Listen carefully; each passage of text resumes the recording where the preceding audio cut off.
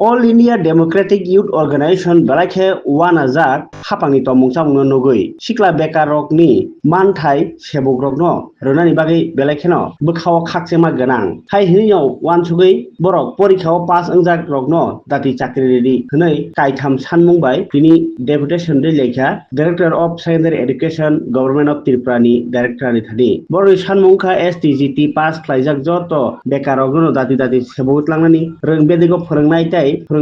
ya joto bukcha asuk thaitongmono dati supungnani tai bisibrumni haikheino regular STGT tai SP PGT amjokmung yachaknani nangnai tai porikha pass khlaijakno chakri nani bagai datiro supungna nangnai hinai sanmung sanai laikha tongbaikha AIDYU ni kasku বহুতুজ de no khoboi judo da adongro লক্ষ্য করছি যে রাজ্যে বর্তমান সরকার বেকারদের কর্মসংস্থানের ব্যবস্থা নিয়ে একেবারে উদাসীন। রাজ্যে জোট সরকার 7 বছর হয়ে গেল রাজ্যে প্রতিষ্ঠিত হলো। প্রথমে প্রতিশ্রুতি দিয়েছিল যে বছরে 50,000 চাকরি হবে,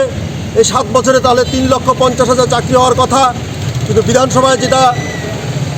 আসলো সে থেকে আমরা দেখতে পেলাম যে 56,000 এর মধ্যেই অবসরে গেছেন, আর এই 7 বছরে 16,091 জনের চাকরি হয়েছে। আজকে আপনারা দেখেছেন দীর্ঘদিন ধরে STGT পাশ করা 2022-এ পাশ করা 230 জন বেকার